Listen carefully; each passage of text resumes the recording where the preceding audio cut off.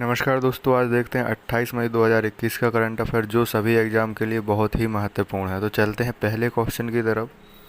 हाल ही में केंद्रीय मंत्रिमंडल ने किस देश के अड्डू शहर में पहला वाणिज्य दूतावास को खोलने की मंजूरी दी है? तो यह मालदीव ने दी है। यह अड्डू शहर में पहला वाणिज्य दूतावास को खोलने की मंजूरी मालदीव ने दी है। मालदीव के राष्ट्रपति कौन है? इब्राहिम मोहम्मद सालेह। इब्राहिम मोहम्मद सालेह।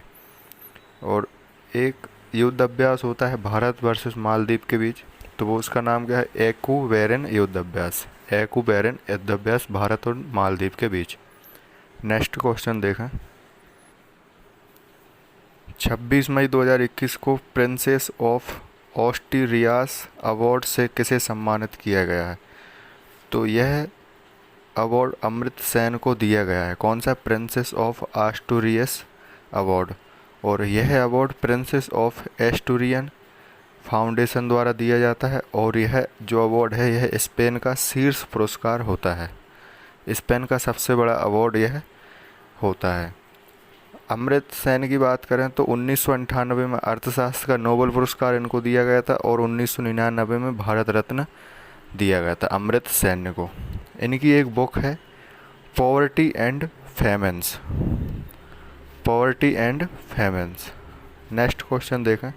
हाल ही में चर्चा में रहा MV Express Pearl cargo ship किस देश का है? तो यह शिप सिंगापुर का है।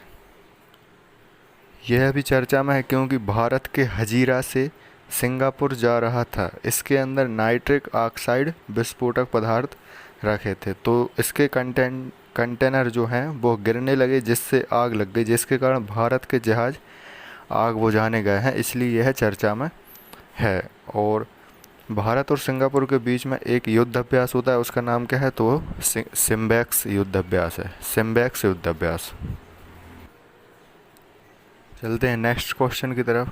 5 जुलाई को अमेजोन के नए CEO कौन बनेंगे? CEO कौन बने? तो यह एंडी जेसी हैं। इनका नाम क्या है? एंडी जेसी यह हैं और यह अमेजोन के नए CEO बनेंगे। अभी कौन है? जेफ बेजोस हैं। जेफ बेजोस 5 जुलाई को अपने पद से इस्तीफा देंगे। और जो अमेजोन कंपनी है इसकी स्थापना कब हुई थी? इसकी स्थापना 5 जुलाई 1994 को हुई थी। और इसके संस्थापक कौन हैं? इनके संस्थापक जेफ बेजोस हैं। नेक्स्ट क्वेश्चन देखें। 26 मई 2021 को महिला और बाल विकास मंत्रालय ने 9 देशों में कितने वन स्टॉप सेंटर स्थापित करने की घोषणा की है? तो जो महिला और बाल विकास मंत्रालय है भारत का, वह 9 देशों में वन स्टॉप सेंटर स्थापित करेगा। तो वह कितने करेगा? वह 10 करेगा। 9 देशों में 10 जगह पे वन स्टॉप सेंटर स्थापित करेगा। वन स्टॉप सेंटर मतलब क्या होता है? जो महिला हिंसा से प्रभावित है, हिंसा मतलब रेप, एसिड अटैक, इसके लिए प्रभावित हो रही है और उसे तुरंत सहायता चाहिए, इसलिए वन स्टॉप सेंटर की स्थापित किया जाए। और इसके लिए भारत में अभी 700 वन स्टॉप सेंटर हो चुके हैं। और जो इसकी स्थापना हुई 2015 में पहला स्थापित किया गया था वन स्टॉप सेंटर। एक क्वेश्चन आता है कि दहेज निषेध अधिनियम कितने का? तो यह 1961 में है। नेक्स्ट क्वेश्चन देखें। लक्षद्वीप संघ शासित प्रदेश के प्रशासक प्रफुल्ल खोड़ा पटेल चर्चा में क्यों हैं? तो इन्होंने अभी 4 नियम पारित किए हैं जिसके विरोध में अभी यह चर्चा में है। वह नियम कौन कौन से हैं? तो वह नियम है कि लक्षद्वीप के अंदर आधारभूत विकास करने के लिए स्थायी लोगों को अपने स्थान से हटाया जाएगा।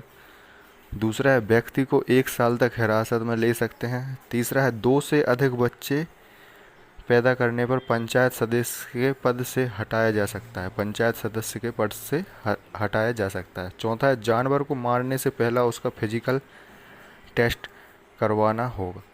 इन्हीं सब चारों नियम के विरोध के लिए यह चर्चा में है। देखते हैं नेक्स्ट क्वेश्चन। किस राज्य में अंकुर योजना शुरू की गई है? तो जो अंकुर योजना है वह मध्य प्रदेश, मामा की नगरी शिवराज सिंह चौहान जो CM हैं उनके द्वारा यह शुरू की गई है। और अंकुर योजना का उद्देश्य क्या है? वृक्षारोपण करना।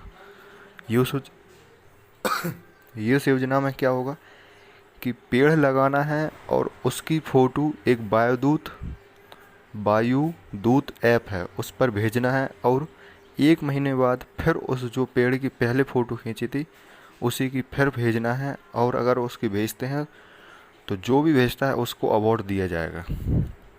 और इसी वृक्षारोपण के तहत एक और योजना एक राज्य में शुरू हुई थी जिसका नाम क्या है, प्यार का पौधा योजना। तो जो प्यार का पौधा योजना है यह कहाँ शुरू की गई थी, यह बिहार में शुरू की गई थी। चलते हैं नेक्स्ट क्वेश्चन की तरफ। चीन सेना की गतिविधियों पर नज़र रखने के लिए लद्दाख और एलएसी के इलाकों में हैरान ड्रोन तैनात किए जाएंगे। यह किस देश से आयात होंगे, तो यह इजराइल देश से आयात करेंगे। कौन से, हैरान ड्रोन, क्योंकि जो चीन की सेना है वह अपने बॉर्डर पर, तो इसके कारण लद्दाख और एलएसी पर इनको तैनात किया जाएगा।